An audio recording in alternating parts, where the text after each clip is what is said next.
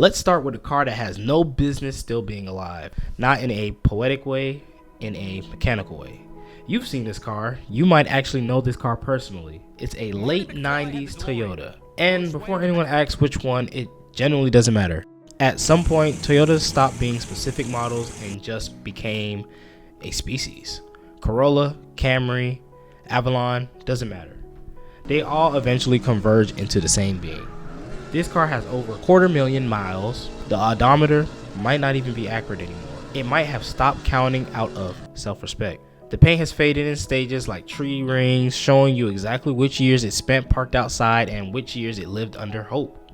One door is slightly different colors. Nobody remembers why. Nobody asks. And the interior smells like hot plastic, old receipts, and time.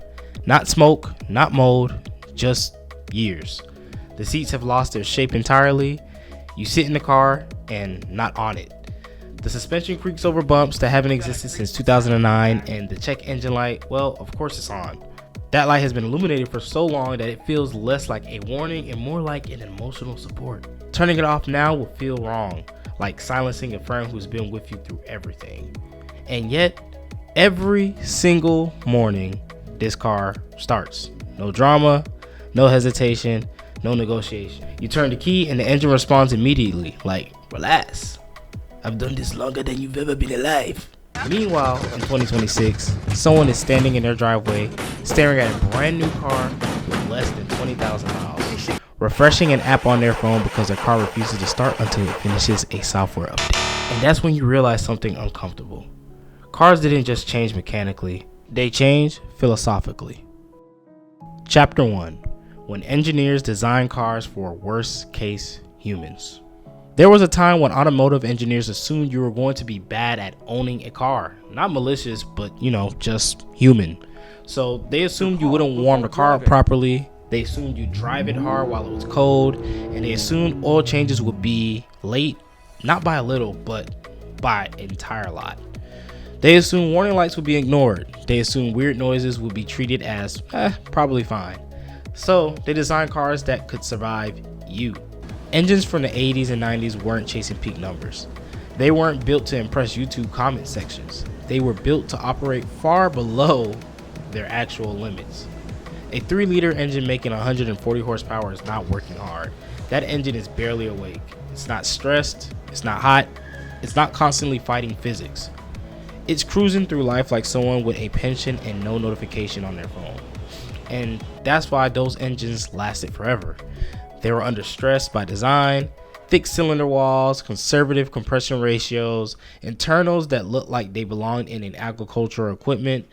These engines weren't optimized for efficiency, but they were optimized for survival. And that philosophy extended beyond engines. Transmissions were even heavier than they needed to be. Chassis components were thicker.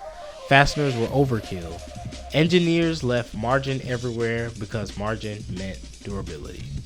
The mindset wasn't, how light can we make this? It was, what happens if someone treats this like trash for 10 years? And car enthusiasts, we thrive on that kind of forgiveness. Chapter 2. The moment efficiency started winning every argument. The shift didn't happen all at once. It never does. In the late 90s and the early 2000s, regulations started tightening.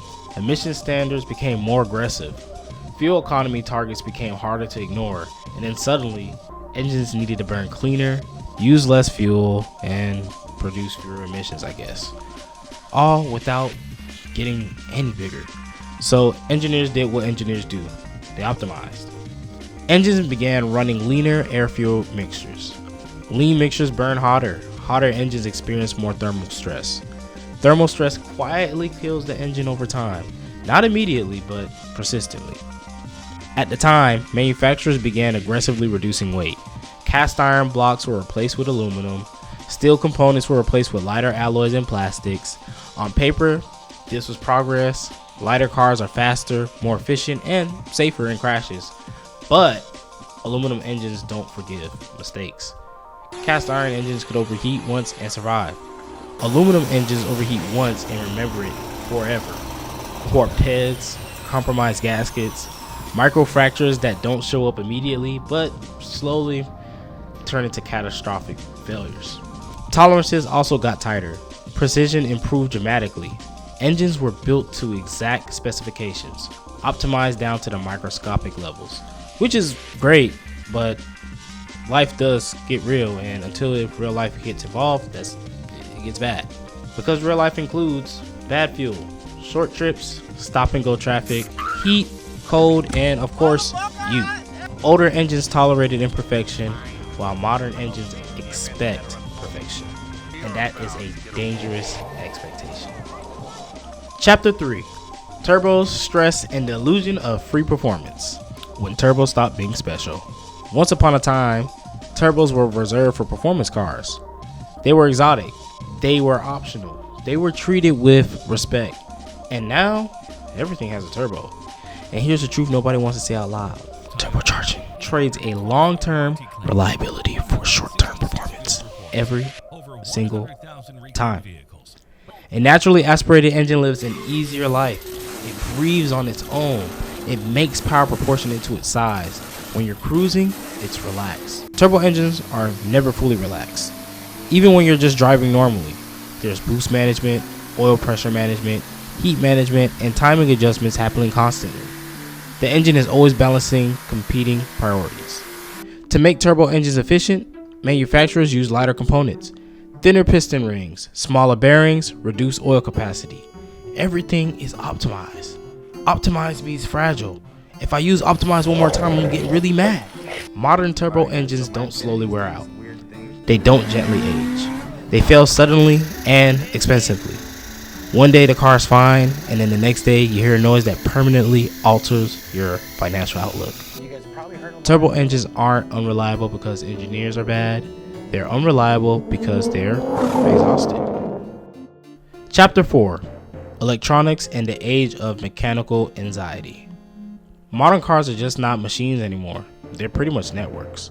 A modern vehicle contains dozens of control modules communicating constantly, engine management, transmission control, stability systems, and climate control, infotainment, lighting, seats, doors, everything talks to everything.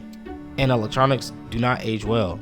They hate heat, they hate vibration, they hate moisture, they hate everything. And modern engine bays are hotter and more cramped than ever. Components are packed tightly together for efficiency and not longevity. Old cars fail mechanically. They told you something was wrong, a noise, a leak, a vibration. Modern cars fail emotionally. One sensor goes bad and the car panics. The engine is fine, but the car refuses to cooperate. Limp mode, warning messages, system faults. Suddenly, you're not driving, you're negotiating. You can't reason with software. You can't tap on a circuit board and say, come on, just one more mile. The car has decided, I'm done. No, we don't. Chapter 5. Interiors, paint, and the art of looking good temporarily. Modern cars look incredible when new. That's not an accident. They're designed to impress you during the test drive. Soft touch plastics feel great until heat cycles turns them sticky. Thin letters look premium until it's stretched, cracks, and peels. Touchscreens look futuristic until they freeze, glitch, or cost thousands to replace. Older interiors weren't luxurious. They were honest. Hard plastics didn't peel, buttons didn't fade. Switches worked because they were mechanical and not aesthetic. Paint quality has also declined. Modern paint is thinner and more environmentally friendly, but it doesn't last as long. Clear coats fail early. Chips expose metal faster. Rust appears sooner. Old cars age slowly, but modern cars aged aggressively. So here's the final reflection. What we actually lost. Modern cars are faster, safer, and more efficient than anything before them, but they are not forgiving. Old cars assumed you messed up. New cars assume you won't. Old cars grew old with you, and new cars expire on you. And somewhere out there, a 25-year-old Toyota just started up again, completely unaware that it is supposed to be obsolete. Thank you guys for watching. Hope you guys come back for the next debate or next videos I have out in store. And yeah, we'll see you later. Jana.